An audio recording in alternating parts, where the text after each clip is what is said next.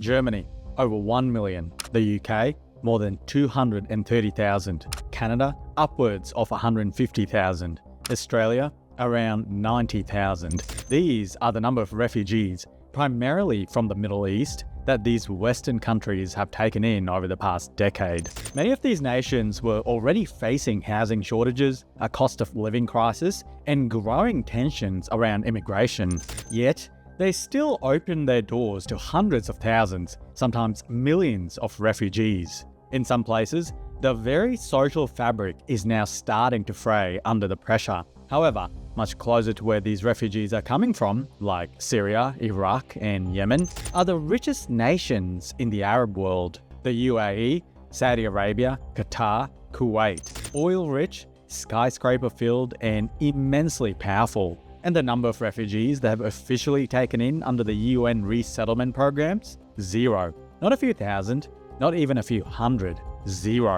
Why would countries that share religion, language, and culture with these refugees, countries with trillions in wealth, turn them away? And why did Western countries, half a world away, say yes? In 2015, Europe made one of the most significant humanitarian gambles in modern history. As millions of refugees fled the carnage in Syria, Iraq, and Afghanistan, Western leaders faced a critical choice: close the doors or open them wide. Driven by post-colonial guilt, a desire to uphold their liberal ideals, and legal obligations under the 1951 Refugee Convention, most chose the latter. Germany's Chancellor, Angela Merkel, perfectly captured this moment with her now infamous phrase, "We can do this." Britain, Australia, and Canada soon followed, each pledging to resettle tens of thousands of refugees. Europe and its Western allies embraced the moment, their humanitarian glow bright and proud. But the reality quickly proved overwhelming. In 2015 alone, more than 1.3 million refugees applied for asylum across Europe, the highest number ever recorded. Germany accepted over 1 million, while the UK pledged to resettle 20,000 Syrian refugees by 2020. Even distant Australia agreed to take in an additional 12,000 Syrians and Iraqis. The costs quickly spiraled. Germany spent over 21 billion euros in refugee-related costs in 2016 alone, while Britain committed hundreds of millions of pounds to resettlement programs, housing, and integration support. But beneath this compassionate idealism, cracks began to show.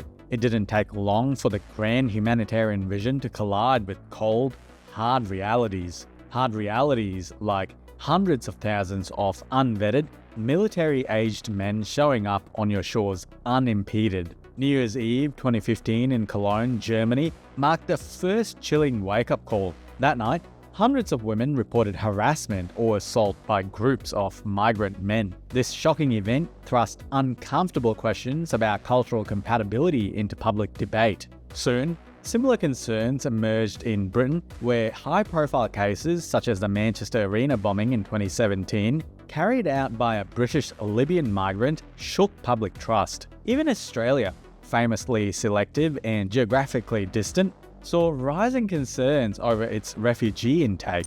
Although smaller in scale, community tensions emerged around integration and security concerns, prompting intense public debate about immigration policies and national security. Then came the terror attacks in mainland Europe. From the Brussels bombings to the Berlin Christmas market attack, many of these devastating acts were committed by recent migrants or refugees inspired by extremist groups. European trust was shattered. What began as a proud moral stand now looked naive, even reckless. Politically, the fallout was swift. Populist, anti-immigration parties surged across Europe. Britain experienced a profound shift, like Brexit or the rise of reform, partly fueled by concerns about uncontrolled immigration. Australia too hardened its stance, doubling down on strict border policies and offshore detention, reinforcing a message of caution over compassion. Suddenly, mainstream politicians who once celebrated open borders were quietly acknowledging the existence of no-go areas, which are isolated districts where unemployment was high integration was minimal, and crime worryingly prevalent. Angela Merkel herself eventually conceded that Europe's experiment in open multiculturalism might have been overly optimistic. 5 years later, the humanitarian gamble had escalated into a full-blown social and political crisis. Crime rates in once safe countries like Sweden spiked due to gang violence linked to poorly integrated migrants. Germany faced ballooning welfare budgets, widespread housing shortages, and a profound integration crisis. The UK saw increased public anxiety over immigration, amplified by high-profile incidents and debates over national identity. Even Australia, insulated by geography, witnessed heated political battles over immigration quotas, security, and integration issues. Leaders across these nations quietly began admitting mistakes had been made. Europe's and the West's virtuous ideals had collided headfirst with an unforgiving reality.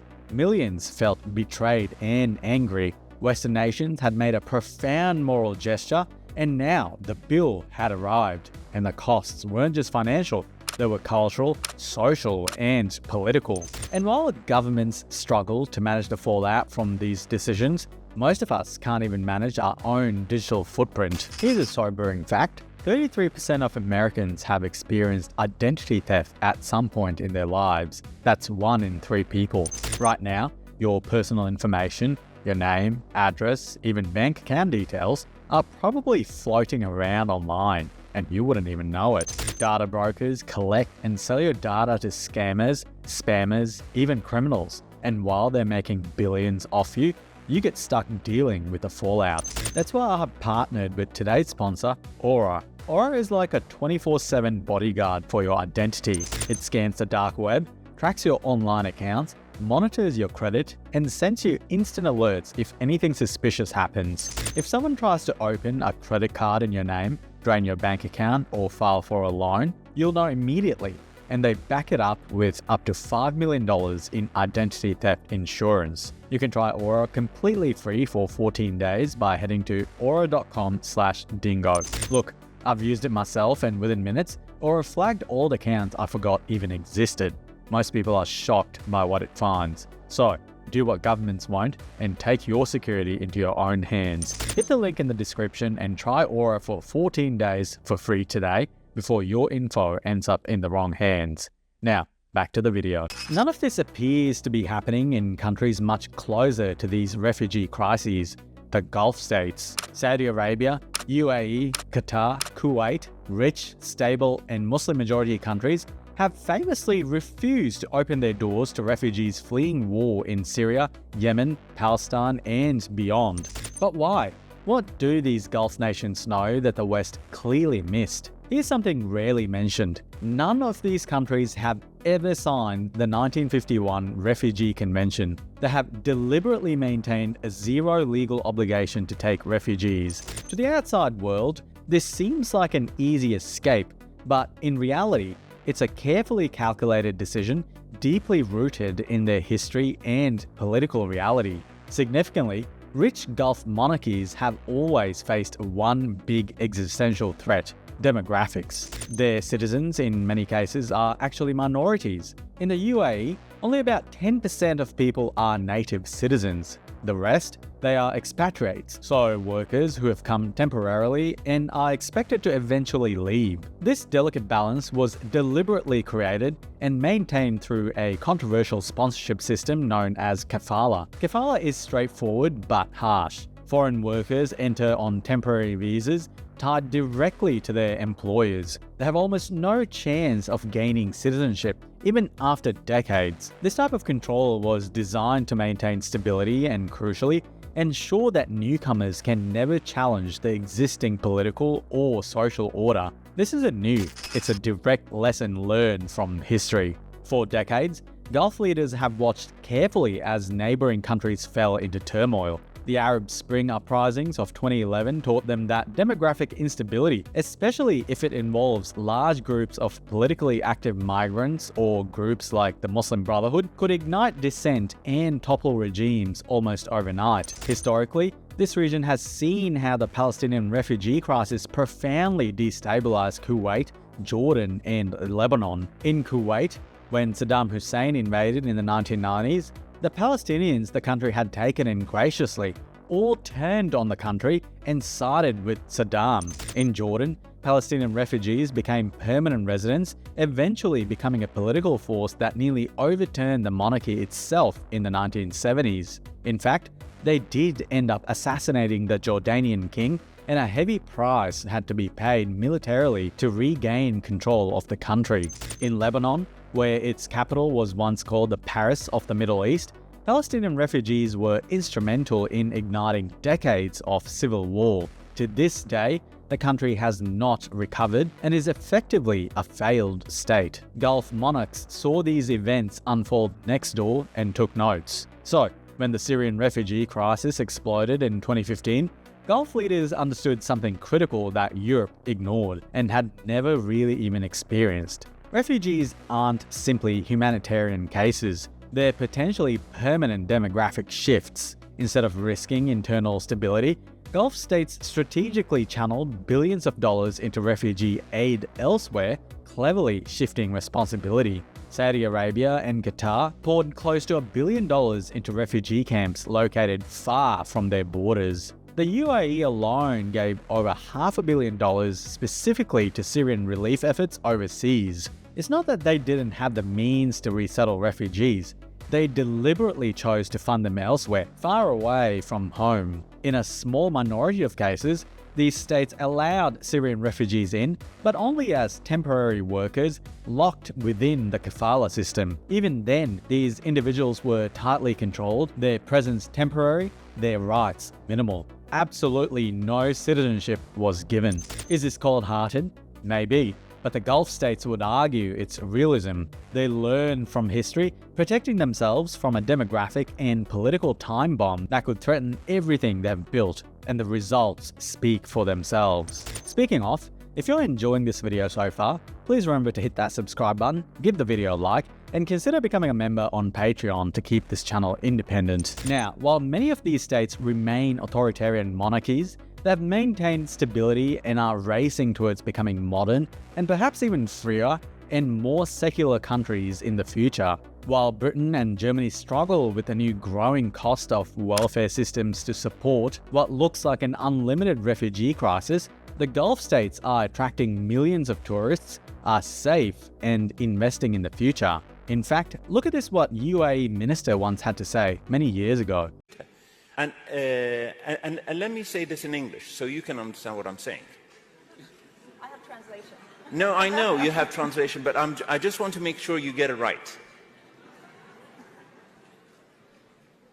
There will come a day that we will see far more radical extremists and terrorists coming out of Europe because of the lack of decision-making, trying to be politically correct, or assuming that they know the Middle East and they know Islam and they know the others far better than we do. And I'm sorry, but that's pure ignorance. Look, these states have a number of issues we can criticize them for, but in this case, they cleverly outmaneuvered everyone else and are reaping the rewards. Here's something else remarkable that's emerged from the Gulf's carefully managed approach. In 2020, under the Trump presidency, the UAE signed the historic Abraham Accords, normalizing ties with Israel, something almost unimaginable to most countries in the region. Almost immediately, the country's tiny Jewish community began to flourish. Within just a few years, the Jewish population in the UAE jumped from roughly 200 to more than 1,500. Today, Dubai and Abu Dhabi proudly host kosher restaurants, synagogues, and vibrant Jewish cultural hubs, something unimaginable just a decade ago. Ironically, while Gulf nations criticized as cold and self-interested are quietly fostering new spaces of religious tolerance, Europe is grappling with a very different reality. Despite their celebrated humanitarian ideals, many European cities have witnessed disturbing rises in anti-Semitism, often linked to tensions within migrant-heavy communities. And it's not just anti-Semitism. Christianity, historically Europe's cultural backbone, is also facing troubling hostility. Across Europe, churches have increasingly become targets of vandalism, desecration, and even arson, often occurring in areas with growing Islamic enclaves. Religious intolerance has surged as parallel societies form, deeply challenging Europe's ideal of multicultural harmony. This leaves us with an uncomfortable paradox. Europe's compassion undoubtedly saved countless lives, but it also strained social cohesion, deepened cultural divides, and sparked intolerance it struggles to address. In contrast, the Gulf closed its doors and opened its wallet, strategically funding refugees to settle elsewhere.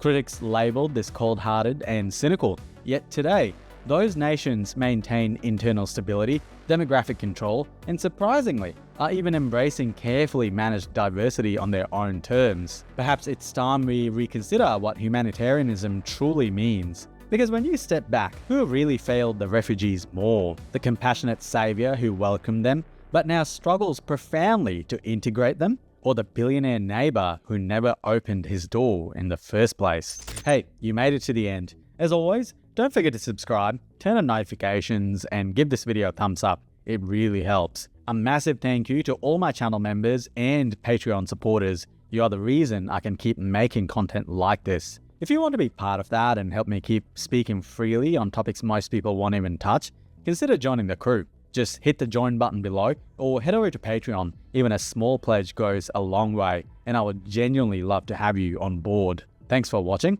and I'll see you in the next one.